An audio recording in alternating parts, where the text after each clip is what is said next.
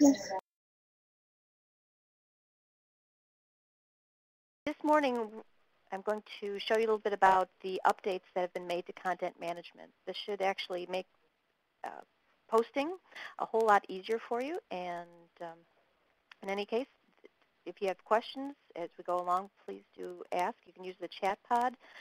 If you're on the phone, uh, Rick, it'd be pretty easy for you to ask questions that way as well. But we'll make sure that I answer all the questions that you have. And if there's some that I don't know the answers to, I will find out and get back to you on those. The purpose of this is to give you an idea of how you might be able to publish content more effectively on Illinois WorkNet. And um, so with that, you can use the chat pod at any time, but also, particularly since we have only a few people here today, we have Elaine, Felicia, Rick, and Steve. Go ahead and ask questions as we go along if you do have those. Started. This is an overview of some of the updates and changes.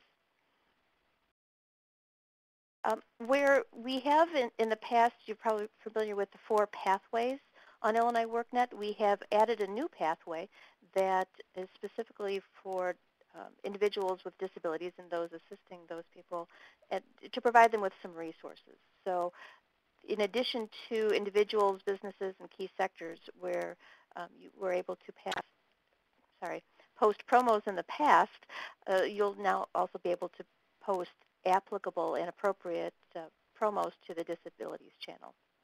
All of it is real time. We do have, as you know, updates so that promos that you've created get posted at around 1 a.m., but also there's been a change, as you might have noticed, where promos are promoted at noon as well. There's a variety of tools and labor market information that's available on WorkNet, and as you know, the online portal training as well. There's an additional online course with businesses, and I will preview that briefly here in a moment, in case you're not.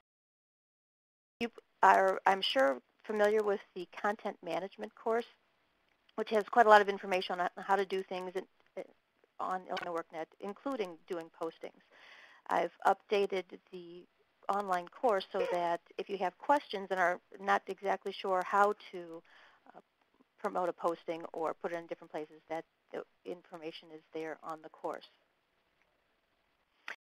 As part of that, so before I talk about the business services, I have provided in the share pod over there on the left information so that if you might want to have additional workforce professionals become content managers, that you can share that information and encourage them to be able to do that. And more people that you have promoting local content typically then will help really broaden the amount of resources you make available. The course that has been added most recently is a Business Services Advisor course, and I know that there might be part of your job, it might not, but there might be individuals that are at your center that would benefit from this, workforce professionals who are working as the business services, to really give them a good understanding of how they might be able to utilize Illinois WorkNet to connect with businesses as well as helping the businesses connect with potential employees. So I would encourage you to take a look at that. If you go to the business services pathway, there's information on there as well as on the content management side of the resources that you have available to you. But it's much like the CEWA course, and it takes a brief amount of time, and it just gives them an opportunity to go at their own pace to find some more information that might be helpful to them in doing their job. The content management resources get changed quite frequently as we add different resources to that pathway. And as you take a look at the information that's available, particularly in the local content posting areas, there will be more details now on the disabilities pathway in addition to the businesses and individuals. With regards to gathering local content, we've updated the local information request form and the collection guide, and those items are also available on the file share pod you see on the left and on the workforce professional those will be available to you. Trying to make those a little bit easier so it is a check-off option that would be easy for business services or individuals going out in the community to be able to. The local content management rubric has not changed dramatically at this point. What has been changed on there, however, is that for types of, postings, that when you create a posting, that is counted once. How the rubric has been changed is that that posting will be counted once, even if you do post to different pages. And that's really what the major update has been, so that you can easily not have to recreate a posting to go on different pages, but to save at different places. It will only, however, be counted once. The goal is to achieve extensive local development. And if you take a look at the rubric, you can see easily where you're at. If you are not sure how many postings you have, while that does come out quarterly, I can easily check for you if you give me a call and let you know the numbers that you have and where you're at on that rubric. With extensive local development, there are several different pages and pieces of information that are important to be able to put on there. So if you have job postings, that's terrific. Events are absolutely helpful to be able to include, but also having things like financial aid information or veterans information is going to really help give resources to people who are looking for it in those areas. So as part of the extensive content, well, we're counting up the numbers of promos that are posted. That part of that as well that we're looking for is, how many different areas available locally. If you have more than one or two people posting content, certainly that's a little bit easier to be able to manage. Excuse me. But as part of that, and I'm going to emphasize this a little bit more later too, that you want to make sure that the information is relevant. So for example, if you have a job posting that the job is actually open when it appears on Illinois workNet. And that might be going in and setting an expiration date, or just going in and extending or eliminating when that job has been filled. But it does require that you keep an eye open and see what is available. So I would encourage, if you don't already, to go onto the individual's pathway and see where things are at and what is the area who are using workNet. The promotion tool that I'm going to be showing you today it is really basically where once you have created a promo, you can decide which pathway or which page that information goes on. So you're going to be able to specify if information is available on a main page like jobs, or a secondary page like prepare for a job, or even a tertiary page, for example, preparing your resume. So I'll give you examples of where those are at and how you do this. It's not drastically different from what you've done in the past, but I want to make sure that you feel comfortable being able to do that and knowing how to manage those. There is a limit on the number of times or number of pages that you can post a promo. Right now it's set at 10, so if you created a promotion, for example, for a job tools workshop that you're doing, you could potentially put it on 10 different pages at this point. Just make sure that you don't put it on a page just to be on a page, but that it really is appropriate for people who might be looking on that. So if you're going to a services page, for example, if you're looking for information about public aid, probably is not the best place to be able to put a job tools event. It just isn't quite. We'll go through that and see if there's an explanation. There is, on the disabilities pathway, 4 main pages. It's not quite as deep in terms of secondary and tertiary pages. There are 4 actual pages, specifically one for work incentives planning assistance, one for disabilities benefits information, another for your rights and advocacy, and finally for youth and transition. Please do take care that when you place a promo on any one of these pages, that it really does specifically meet the needs of people who might be visiting that page. On the business pathway, there's still the same channels with recruit, train, and develop, and you can certainly post promos to those areas. To be able to get to the disabilities pathway, if you go to IllinoisWorkNet.com in general, and I'll do that here in a moment, you're going to have 4 different options. You're going to quickly see that you can choose on individuals, businesses, key sectors, and those are the ones you're probably most familiar with, but then there's also going to be a link for the disabilities resources pathway. And when you click on that, you'll see a page. This should look fairly familiar because it is modeled after the key sectors pathway, where you'll be able to choose one or any of these. And you'll also be able to navigate through those pages the same way that you do with key sectors already. So what I'm going to be covering today a little bit more is I'm going to show you how to edit postings, make sure that they're in the place that's most appropriate for them, how to delete postings, how to set an expiration date for a posting if you don't necessarily want to have to go and check and make sure that it's up and it's still relevant, but the information has expired. On any of the pages, including the disabilities pathway, how these promos are going to show up, and I'm sure you're fairly familiar with this, is that there's state-level promos that show up a little bit lower. Higher underneath the title of local interest, you'll see local promos.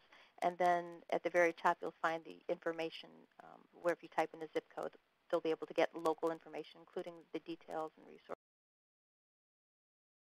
We've made the link to get to browse that a little bit easier, and that's right above the local information. And so if people would like to be able to have the site read to them, they can click on that and be able to do. One thing I want to point out is that with any of these promos areas, you'll notice for in particular at the local promo that's listed here and the state level promo that there is one that is open. And that's how it is going to work on the pages as well, that there will only be one local promo that's open on that particular page. So I mentioned that so that as you create promos, you don't say, well, I want all of these to be open so that people see them all the time. It's only going to find the first promo that it comes across that's specified as open for that area, make that totally visible. It's easy to click on and view the rest of the promos that are there, but there's only going to be one that's going to be automatically open. So when creating a promo, to walk through the steps that you, I'm sure, are quite familiar with. If you log into your Workforce Professionals pathway and click on Log In as a Content Manager, login for local information, you click on that to be able to get to the Content Management tool and start specifying exactly what kind of promo you'd like to create. The types of promos you can create, again, are news and events. Those are dated items. You can create financial aid, veterans, statewide information and resource promos for certain individuals, particularly on the statewide level, are available, and then local information and resources. There are, as you know, availability for you to create the rapid response or laid off worker assistance pages, but mostly that it is something that you would go in and edit. They'd be created with a template and be able to go in and make. To add content and formatting a promo, what you're going to be putting in are text and links. You can make changes like aligning text and emphasizing with bold. One of the things that you're not going to be able to do within your promo is to be able to use bullets, and those can be kind of problematic, and the flow doesn't work out really well.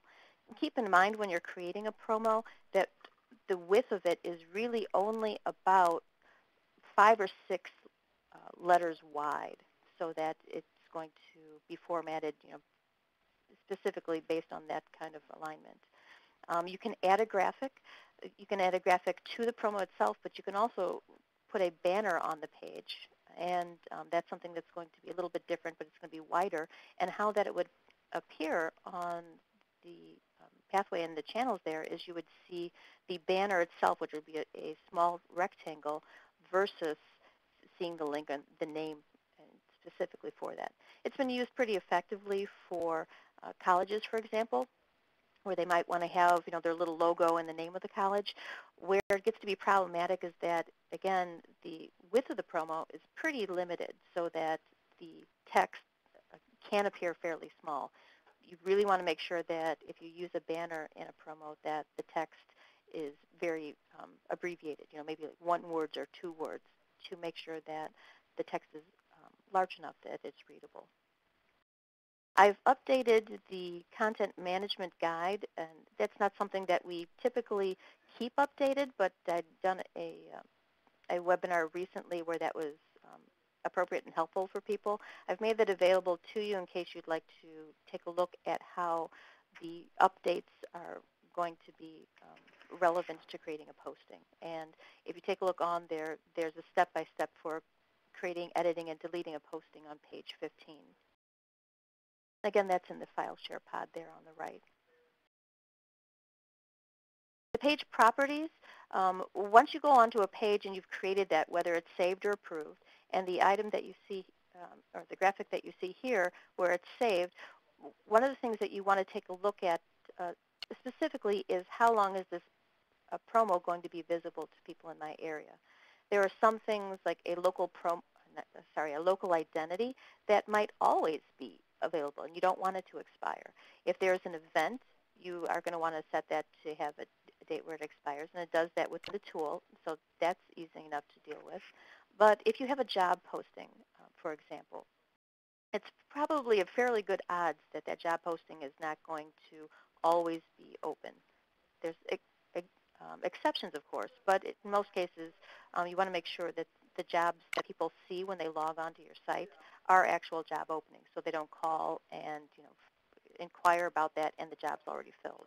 You want to cut down the amount of frustration that might be involved with that. By clicking on page properties, you're able to set a date in which something expires, and that also is referred to in the local management guide as well as the online course, so that you can see specifically how to be able to manage that if you're not familiar with it. I mentioned publishing on the disabilities channel, and while I don't need to necessarily cover that again, because I think unless you have questions, I've covered that. But if you take a look here on the right-hand side, the graphic, what it's going to show you is the tool that you're going to be utilizing to be able to place promos on different pages. Looks a little bit different from just saying, okay, I want it on this page, and that's it. Now you're going to be able to select different pages quite easily between main, secondary, and tertiary, and you'll also be able to see at the top of that particular tool where that promo is in fact located. So you can see, okay, well, I've got 8 already, and it's totally the right places. Or you might say, you know what, I really don't want it to be on the residence, on the services channel and rehabilitation services. So it's really easy to just delete that posting from that one page. You're not deleting the posting entirely, excuse me, but just deleting from that one page using that delete link on the target path. Again, I'll show you that just here in a moment. So for next steps, what I'd like to be able to do is to take you through, and I'll share my screen here so I can show you exactly how this works. And what I encourage you to do is to utilize the content management tool to, again, achieve an extensive local content development. You can look at the rubric to see exactly how that falls out and what the criteria is for that. I'd also like to encourage you to take a look at the disability site and refer individuals or clients that would be helpful or informative for. And so if you become familiar with those, you'll be able to share that information more easily. I'm going to go in and share my screen here in a moment. Before I go on, though, are there any questions or things that you would like me to highlight while I do the screen share?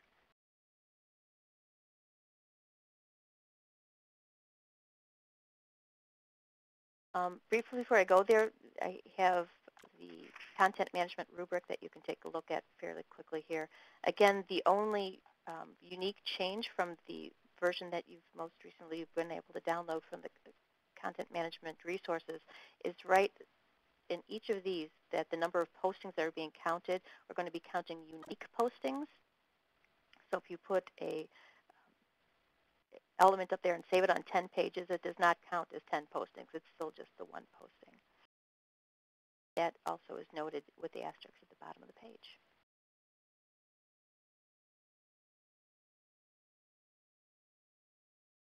My screen here.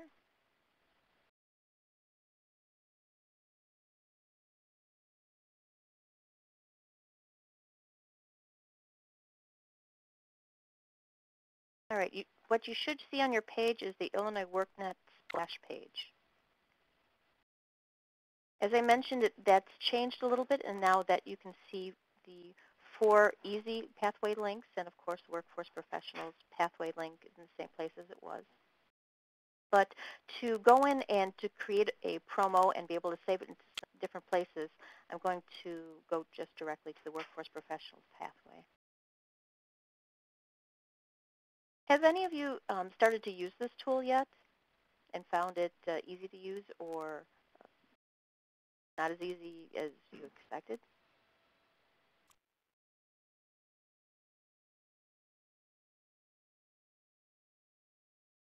Go and create promos. Again, I've logged in, and I know I've logged in because I can see the online courses link at the bottom as well as content management. Click on log into my account to be able to get to the content management area.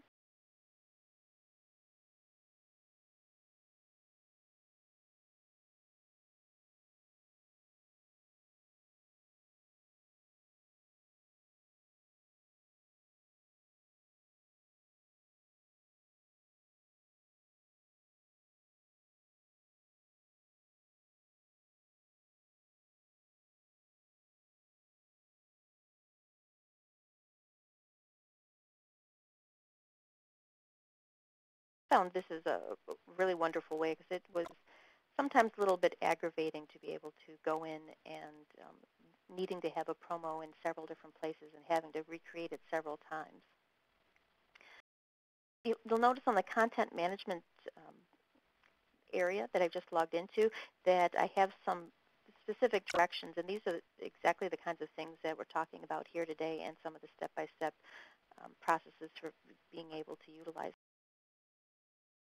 This will not be viewable forever. Probably, I think I have it set for the next 2 months that you will be able to see this here. So in case you need a reminder, this would be helpful.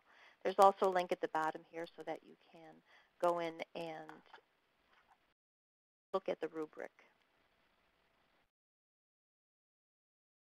But more specifically, I'm just going to go into a local promo. Being that you all have been content managers for a while, creating a promo, I'm guessing, is something that you feel comfortable with doing. Is there any preference that I just get right to it, or would anyone like me to go through and show how to create a promo from scratch?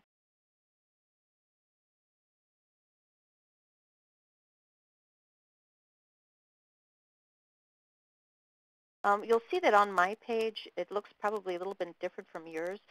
When you log into your content management area, specifically for things like local promos, you're only going to see promos in your LWIA that have been created by your other content managers. Having state-level access, I see promos from every LWIA. So if you ever wondered exactly how do I know, well, I can take a look pretty easy.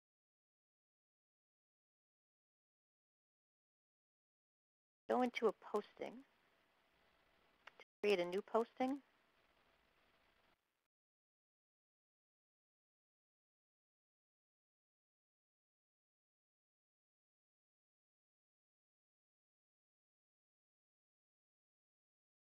Oh, I saw something there briefly from you, Elaine.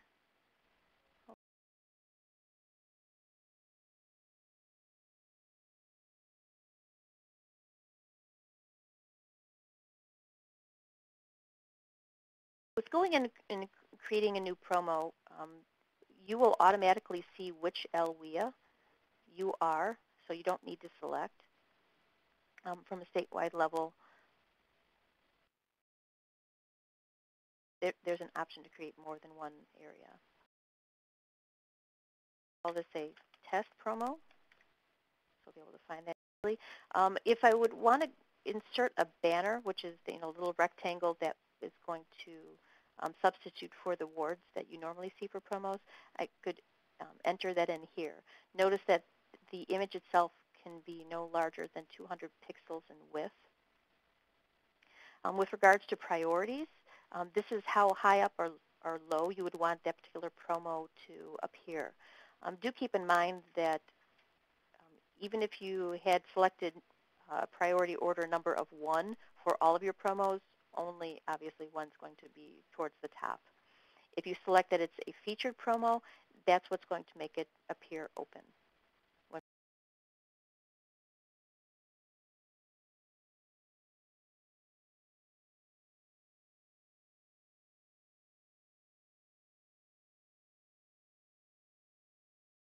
Add a little bit of text. Again, if you want to highlight some items, you can do things like make text bold, change the alignment a little bit. However, if you center items, do keep in mind again that really the width of the promo is very limited, so that really just makes sense. Go ahead and keep it aligned left. To add a graphic, again, very easy. We're going to click on, looks like a little box, like a picture of a mountain in the sun. Select a graphic. Again, it can be no wider than 200 pixels. It needs to be a JPEG or a GIF image.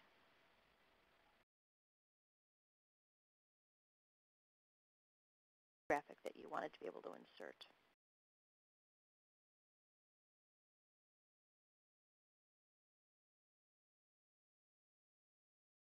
What this is, a stop sign that's available. Give this some alternate text so that if people are using a screen reader on the page, they would know what this is a graphic of. It wouldn't just say graphic. You can also create a link to a particular site, a hyperlink, so that if someone clicked on the graphic, they could go to the same place that you'd want them to go. And just have a little stop sign. Right now, I can see the area where it says published locations, but I can't make any choices in that right now. Once I'm happy with the text that's on my page, I've done a spell check, make sure that that works. I've gone through and ensured that all the content is correct. I'm going to go ahead and save that particular promo. And it's at this point, then you're going to be able to identify where you'd like this promo to appear.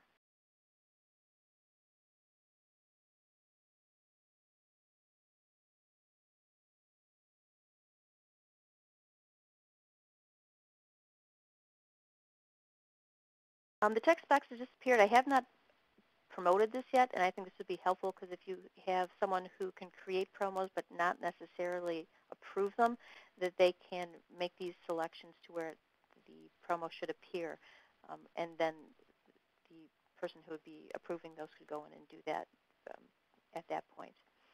But specifically, and let me zoom in on this a little bit so that it's a little bit easier to see.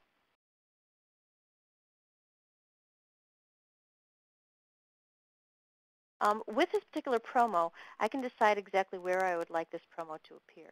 So in this case, I'm going to put this on the individual's English page. And then from individuals, these are the channels that you can choose from. And I might say I want to put this on the education page. On the education page, there are some additional options. So these are the secondary. There's no tertiary channels available there, so that I'm not going to be able to choose that. But if there is one, the tertiary channels will show up, and you'll be able to make that.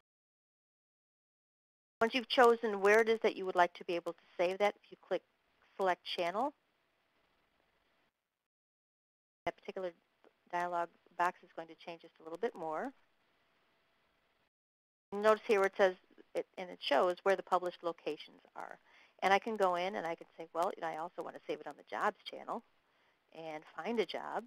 And in this case, there is a tertiary page under potential employers. I think would be a good place. And I'll select that channel, and it's going to be added to the published locations. So you can see very easily by clicking on a promo where it is, in fact, that it's saved. If this particular promo, well, maybe it's not really appropriate on the jobs channel, and I want to get rid of that, it's as easy as clicking on the delete link.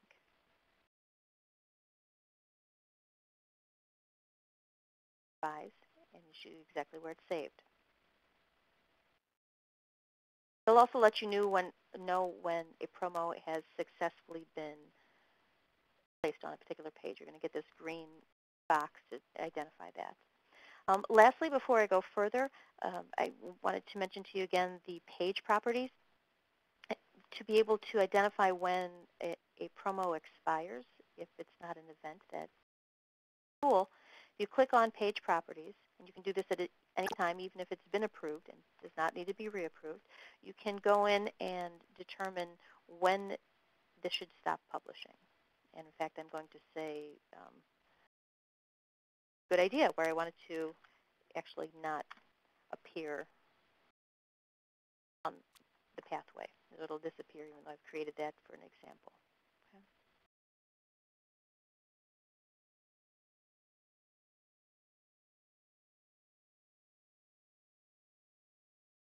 There's not a notification when you've changed the page properties, and to be able to see if there's an expiration date, you are going to need to have to click on that to be able to see it.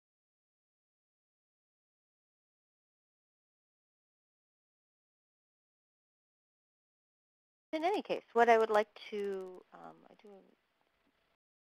with regards to events, I'm sorry, Elaine,